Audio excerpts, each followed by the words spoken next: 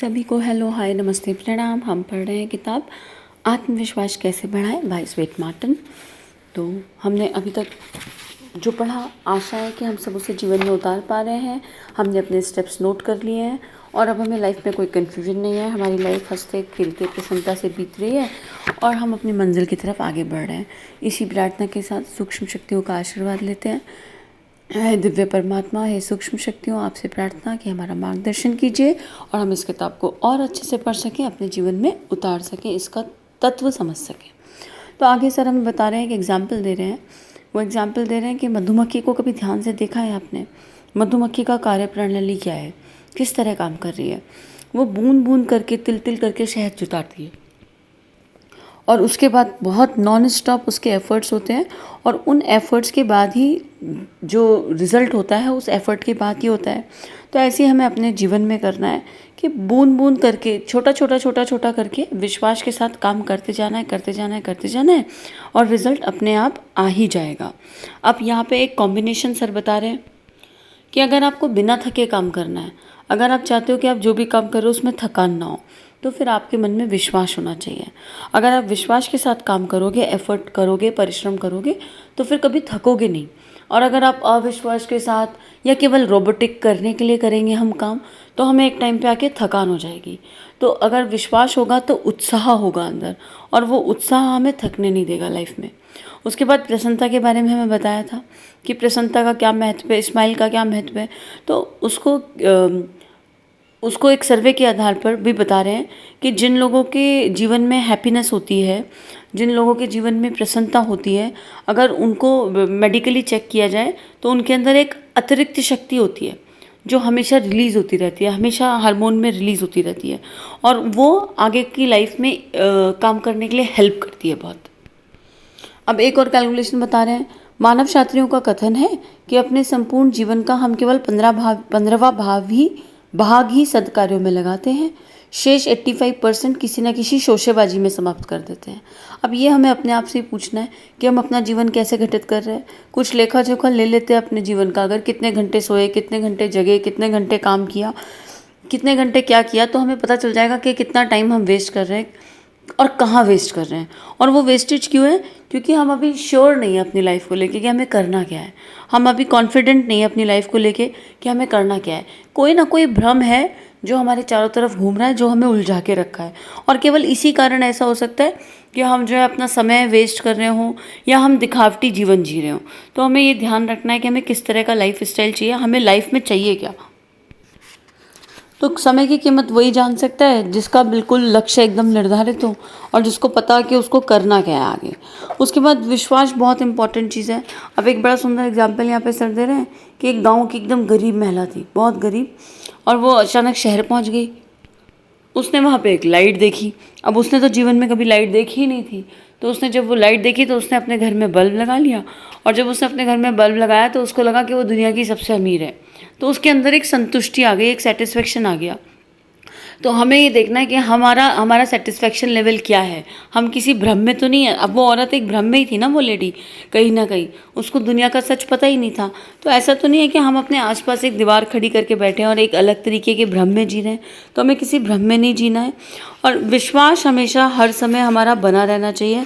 वो रामबाण का काम करता है। कोई किसी तरह का शक अपनी आसपास की परिस्थितियों पे, अपने ऊपर, अपने आसपास के लोगों के ऊपर बिल्कुल भी नहीं करना है। अगर ये सब होगा तो ये हमें कर्म में प्रवृत्त रखेगा। मतलब हम नॉन स्टॉप अपने एफर्ट्स डालेंगे और निराश नहीं होने वाले हैं अगर रिजल्ट नहीं आ रहा। शॉर्ट टर्म हमारी गोल नहीं होंगी लाइफ में। और कर्म बहुत इम्पॉर्टेंट शब्द है। इस शब्द को अगर हम जीवन में उतार लें, इसको अपने एकदम दिमाग में बैठा लें फिट करके कि हमें कर्म करना है। इस पर पहले भी बात हुई थी कि अगर गीता जी किसी ने पढ़ा है कि कर्म करो, फल की इच्छा मत करो। और अगर हमने पूरी शक्ति से, पूरे एफर्ट से, एक एक पल का सदुपयोग करके कर्म किया है तो रिजल्ट नहीं आए, ऐसा संभव ही नहीं है, ऐसा पॉसिबल ही नहीं है। अब यहाँ पे एक और चीज़ बता रहे हैं, एक बहुत अच्छा टॉपिक है। मूल्य का आधार है उपयोगिता। हम कोई भी काम कर रहे हैं, हमें एक सस्टेनेबल मॉडल पे होना चाहिए, स्वावलंबन भी होना चाहिए। लेकिन अब ये कैसे डिसाइड होगा कि जो हम काम कर रहे हैं उसकी उपयोगिता पे इसके बेसिस पे डिसाइड होगा। अब फॉर एग्जांपल अगर हम कोई ऐसा काम कर रहे हैं जिसमें हमें केवल सुंदर होने का मूल्य मिल रहा है, तो सुंदरता परमानेंट नहीं है बॉडी कॉन्शियसनेस पे। कभी ना कभी तो वो जाएगी, कभी ना कभी तो चली जाएगी, क्योंकि वो क्षणिक है। तो जैसी जैसी वो सुंदरता ढलेगी मूल्य कम हो जाएगा। तो हमें ये देखना है कि जो भी काम कर रहे हैं हम, उसका मूल्य क्या है, उसकी उपयोगिता क्या है।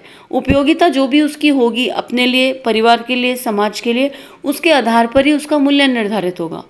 अगर हम जॉब करते हैं, ऑफिस में मान लीजिए हैं, तो हमें एक सैलरी मिलती है, किस हिसाब से मिलती है, हम किस स्तर का कार्य कर रहे हैं, हमारी ऑफिस में उपयोगिता क्या है, उसी हिसाब से तो हमें सैलरी मिल रही है। तो यही बात कर रहे हैं कि जब भी आप कोई काम करने जाओ तो हम ये देख लें कि वो उसकी इस दुनिया में उपयोगिता कहाँ है, कितना काम आएगा वो सबके, जो भी काम कर रहे हैं उसका रिजल्ट कितना काम आएगा सबके, उसके आधार पर ऑटोमेटिकली मूल्य निर्धारित हो जाएगा। इसको और अगर सरल होने के लिए समझें, अब अगर आप एक गिलास में चीनी घोलोगे तो जितनी चीनी आप घोलोगे वो उतना ही मीठा होगा। चीनी कम डालो और ज़्यादा मीठा होने की एक्सपेक्टेशन अगर हम रखें तो वो पॉसिबल नहीं है ना। तो बस ऐसे हमारी लाइफ है कि हम कितने एफर्ट डाल रहे हैं हमारे काम में, जो भी हम काम कर रहे हैं वो कहाँ किसके कितना काम आ रहा है, और वो जितने बड़े स्तर पे उपयोगिता होगी। अब साइंटिस्ट ने रिसर्च करी तो पूरे देश के काम आई, तो उसी आधार पे उपयोगिता हो गई ना। तो जितने बड़े स्तर पे पॉजिटिवली उपयोगिता होगी उतना ही हमारा मूल्य हो जाएगा। अगली टिप हमें समय सर यहाँ पे दे रहे हैं, उपयोगिता के बाद समय मनुष्य के भाग्य का निर्माता है। और ये तो गुरुदेव ने भी हमेशा बोला है कि टाइम इज़ लाइफ। हमें हमेशा अवेयर रहना है कि हम अपना टाइम कहाँ स्पेंड कर रहे हैं, कैसे स्पेंड कर रहे हैं, किसके साथ स्पेंड कर रहे हैं। अगर हमने समय का सदुपयोग किया तो जीवन बहुत सुंदर होने वाला है, और समय का दुरुपयोग किया तो जीवन में दुर्गति होने वाली है। और वो हमें पता ही नहीं चलता, कितनी बार तो हमें पता ही नहीं चलता। तो हमें एक चेकलिस्ट बना लेनी चाहिए अपनी प्रायोरिटीज़ की, कि ये मेरे आज के दिन की प्रायोरिटीज़ हैं, और शाम होते होते उस प्रायोरिटी को फिर से क्रॉस चेक कर लीजिए कि क्या हमने अपनी प्रायोरिटीज़ पूरी कर ली जो जो हमने आज के लिए बनाई थी। और उन प्रायोरिटीज़ में भी हमें ये देखना है कि उसमें कोई वेस्टेज ऑफ टाइम वाली चीज़ तो नहीं है, बिना बात के कहीं हम लगा तो नहीं रहे। तो वो प्रायोरिटी भी विवेक के आधार पर बनानी है, और शाम होते होते क्रॉस चेक करना है, और रात होते होते अपनी प्रायोरिटी पूरी करनी है। तो इस तरह हम अपने दिन को ऑर्गेनाइज्ड रख सकते हैं, डिसिप्लिन्ड रख सकते हैं। नेक्स्ट है कि उम्र बाधा नहीं हो सकती। तो आप किसी भी एज में कभी भी कुछ नया शुरू करने की सोच रहे हैं, आपकी जो थॉट प्रोसेस है ना, वो एकदम स्मार्ट, एकदम यंग होनी चाहिए। कभी भी ये मत सोचे कि अब तो उम्र हो गई, अब जीवन में बचा ही क्या है, और अब तो सफलता हासिल ही नहीं हो सकती है। ठीक है, कभी भी किसी भी पल जब आप शुरू करें तब सवेरा, जब जाग जाए तब सवेरा। तो जैसे स्पेशली पहले भी बोला था, कई बार एक ब्रेक लग जाता है लाइफ में, करियर में, तो एक कम बैक की ज़रूरत होती है। तो उस कम बैक में ये मत सोचिए कि अब ये कम बैक हो पाएगा नहीं, अब तो हम उम्र के मीडियम पे आ गए, अब हम जो है बुढ़ापे की ओर बढ़ रहे हैं।